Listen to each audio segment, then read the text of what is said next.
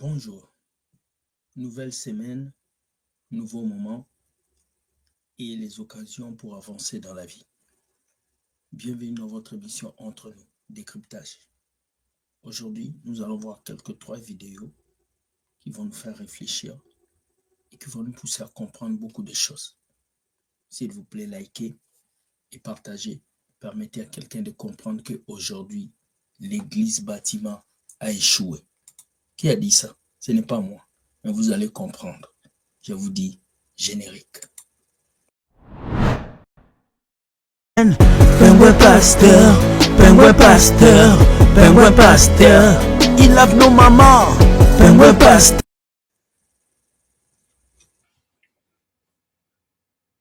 Bonjour mes amis, je sais que beaucoup d'entre vous, vous aimez cette émission. Pas parce que nous critiquons, mais parce que nous venons apporter quelque chose de nouveau dans les vidéos que nous suivons.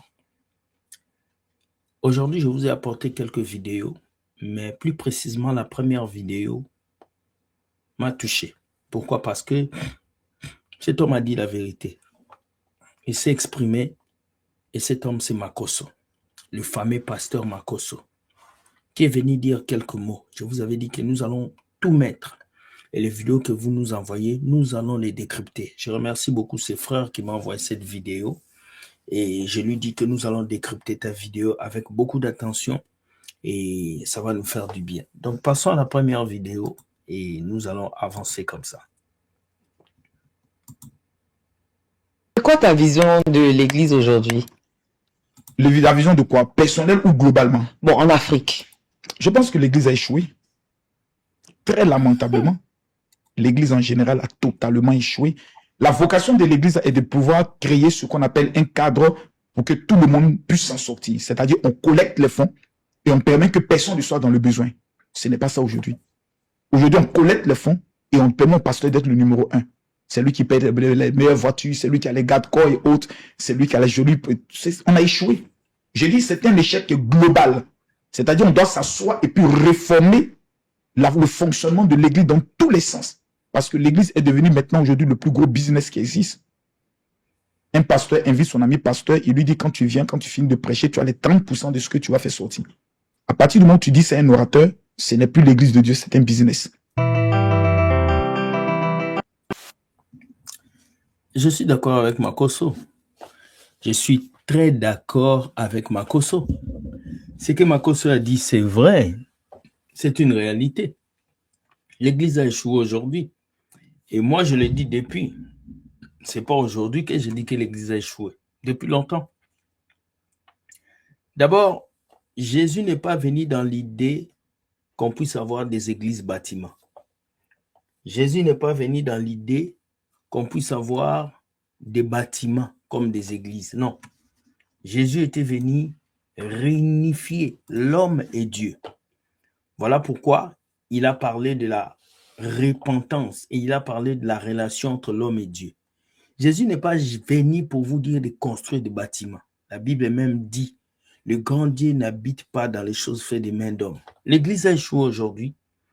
Je vais répéter cette vidéo et je vais commenter tout ce que Makosso a dit. Allez. C'est quoi ta vision de l'Église aujourd'hui? La vision de quoi? Personnelle ou globalement? Bon, en Afrique. Je pense que l'Église a échoué. Très lamentablement. L'Église en général a totalement échoué. La vocation de l'Église est de pouvoir créer ce qu'on appelle un cadre pour que tout le monde puisse s'en sortir. Voilà. La vocation de l'Église n'est pas d'abord pour créer un cadre pour que tout le monde s'en sorte. La vocation de l'Église d'abord est de créer un cadre pour que le peuple de Dieu puisse grandir dans la parole de Dieu. D'abord, la chose numéro 1, pourquoi vous avez des bâtiments, c'est pour fraterniser. La fraternisation ne s'arrête pas seulement à pouvoir donner, mais à faire grandir le peuple de la parole de Dieu. Parce qu'à l'église, vous prêchez la parole de Dieu, vous le pasteur. C'est clair. Maintenant, cette église a échoué parce qu'il y a deux choses qui ne sont pas respectées.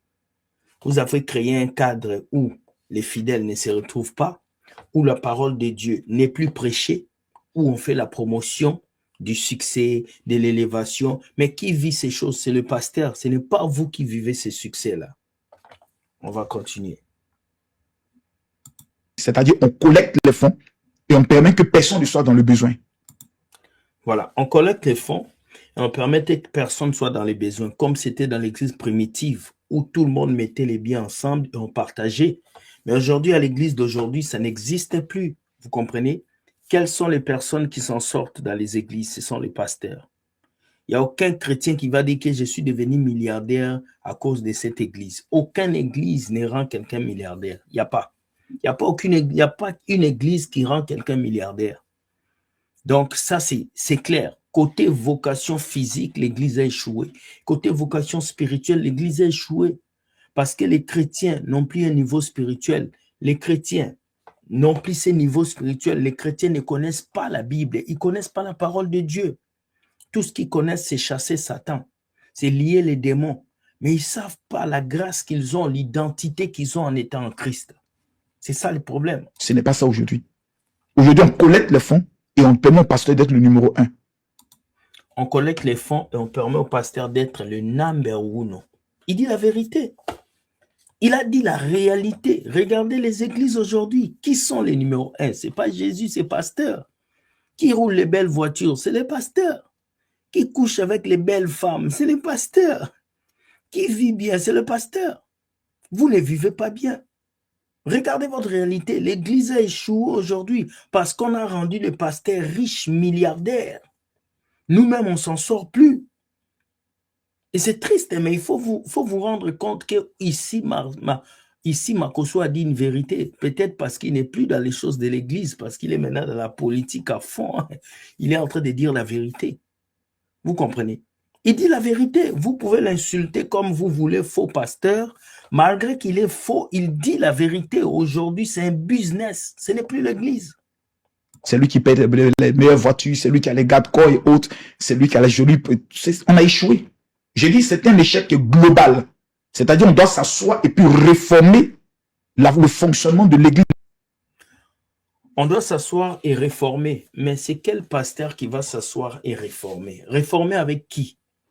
Parce qu'à ce que je sache, les pasteurs n'écoutent personne. Voilà.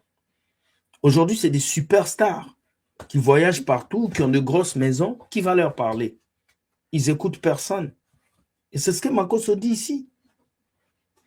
Les seules personnes qui peuvent réformer l'église, c'est la nouvelle génération qui viendra prêcher la vraie parole. Vous avez bousillé l'église les jours où vous avez fait entrer l'argent.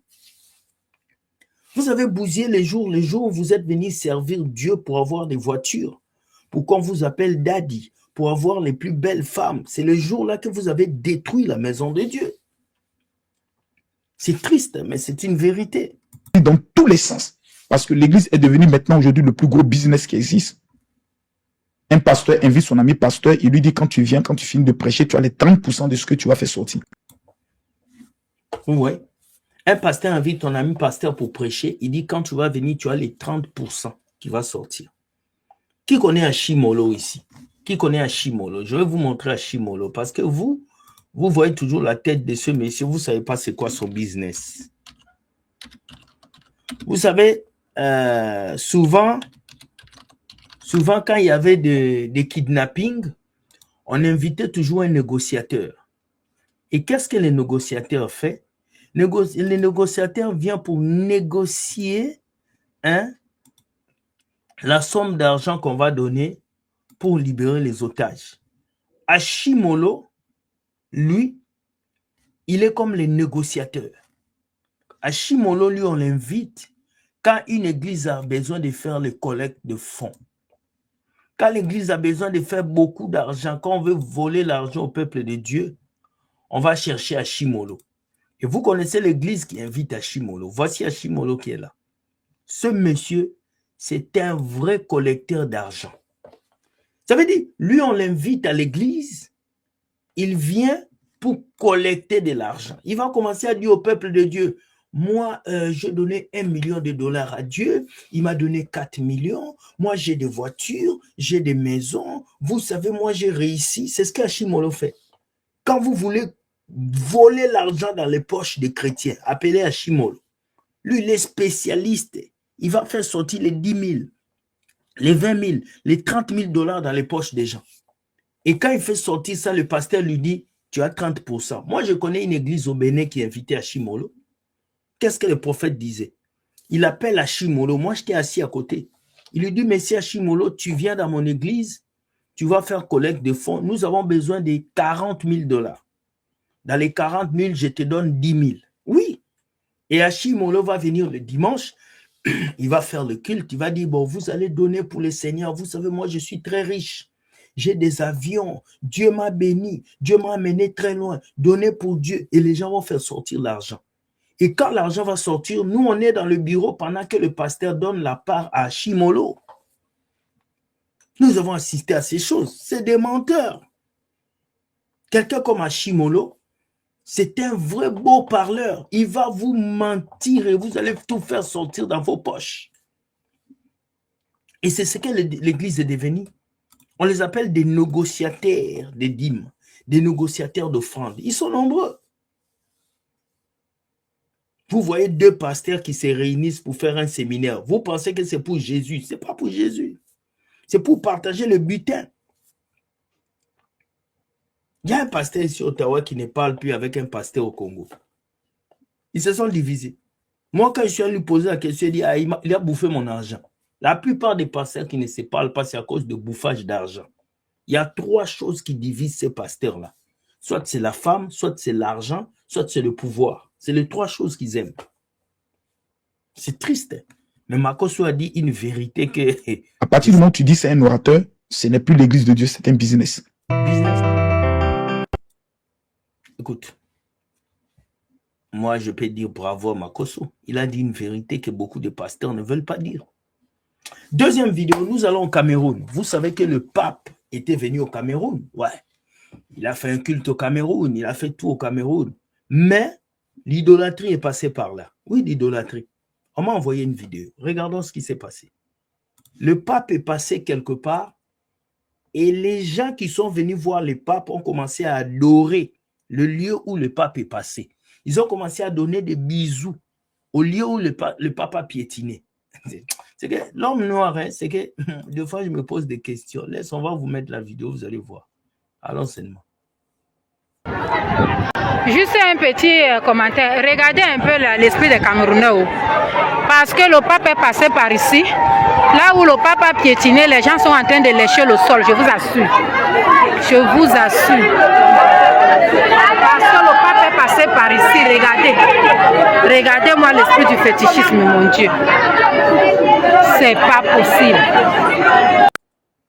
L'Africain n'a jamais accepté Jésus. Vous voyez l'Africain. L'Africain n'a jamais accepté Jésus. L'Africain n'a jamais laissé la mentalité d'idolâtrie. Jamais.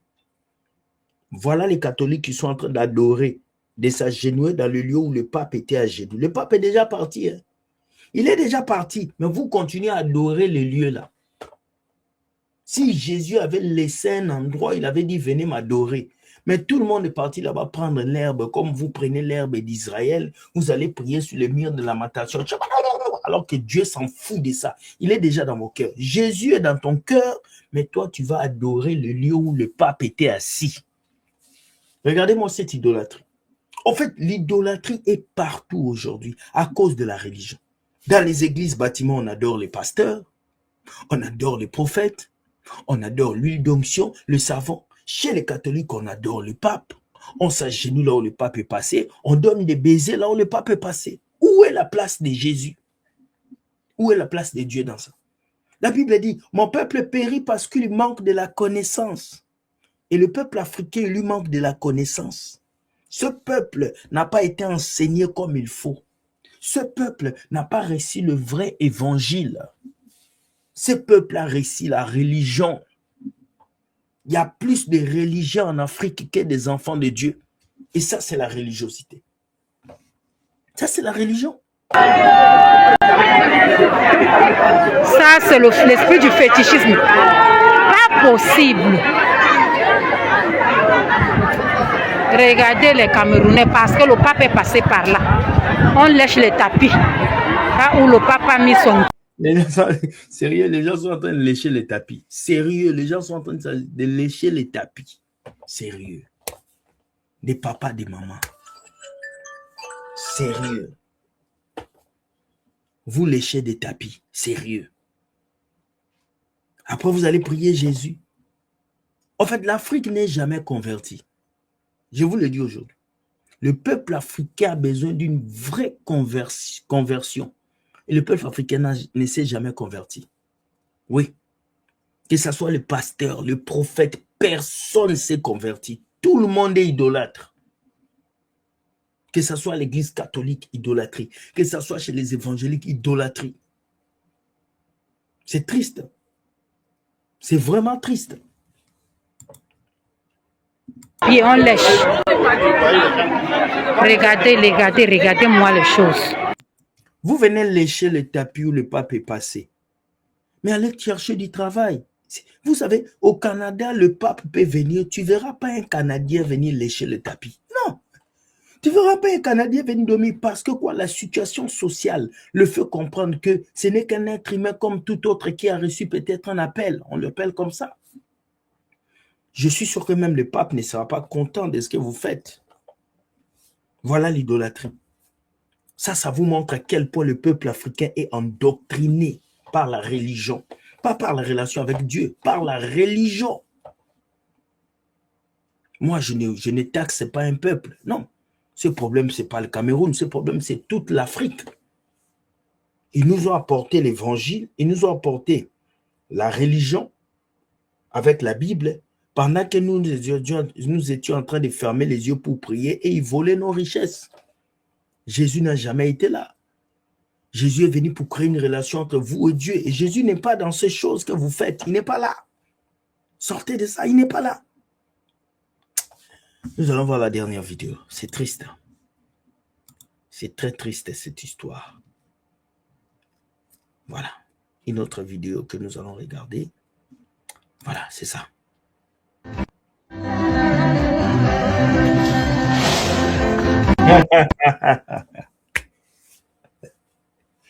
C'est une campagne d'évangélisation où les gens sont en train de prier Dieu. Ils veulent chasser les démons. Maintenant, ceux qui veulent chasser des démons dans la louange là, et même ils tombent. Ça, c'est Satan. C'est la faute de Satan. Oh, Satan nous a attaqués. Ça, ce n'est pas Satan.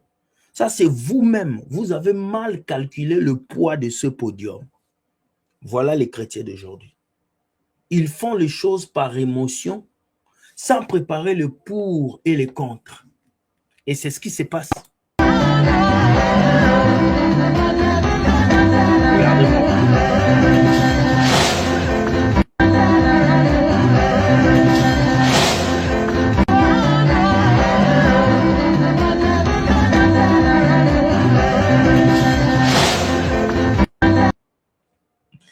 Je n'en peux plus, je n'en peux plus. Quand je vous dis que vos évangélisations dans la rue, là, ça dérange les voisins, ça crée des troubles. Ça, ce n'est pas l'évangélisation. Ça, c'est le trouble du voisinage, ce que vous faites là. Voilà pourquoi Dieu a fait tomber ce podium. Oui, Dieu a fait tomber ce podium parce que vous faites du bruit. Vous faites du bruit. Les gens ne respirent plus à cause de vos églises. Les gens n'ont plus le temps à cause de vos églises. Qui vous a dit que servir Dieu, c'est déranger les autres? Servir Dieu, ce n'est pas déranger les autres. Servir Dieu, c'est permettre aux autres de comprendre en qui vous croyez. Mais désolé, aujourd'hui, l'évangélisation est devenue le dérangement des tympans. Changez. Changez, s'il vous plaît. Je suis venu vous montrer ces hérésies de l'église évangélique pour que vous puissiez comprendre que cette histoire de Jésus est une histoire de paix du cœur, d'une relation entre l'homme et Dieu. Non, ce n'est pas sauter, crier, déchirer les habits, montrer au monde que tu aimes Dieu. Non, c'est ta relation personnelle avec Dieu. Un vrai enfant de Dieu n'a pas besoin de sauter. Ce qu'il fait pour Dieu, Dieu le sait. Il le rend ça authentique. Je vais vous dire quelque chose aujourd'hui. Que votre bienveillance soit connue des hommes, mais ne le faites pas pour montrer que vous êtes bon. Faites-le parce que vous voulez faire la volonté de Dieu. C'est très important. Quand vous voyez un lion, vous savez que c'est un lion. Il n'a pas besoin de vous le dire. Mais pourquoi vous avez besoin de crier partout que vous êtes chrétien? Quand on voit un enfant de Dieu, on le sait, on le sent, on voit ça dans son comportement. Dites-moi ce que vous pensez de ce vidéo. Soyez bénis, bonne journée. Je vous dis, nous nous voyons ce soir pour le live de ce soir. Nous finissons la page le système ecclésiastique. Aujourd'hui, nous allons finir et nous allons prendre des questions. Venez nombreux, nous allons partager 15h heure du Canada, 21h heure de France. Ceux qui m'aiment, je vous aime. Je vous souhaite de passer une très bonne journée et un bon début de semaine. Sachez que Dieu gagne toujours. Bye et ciao.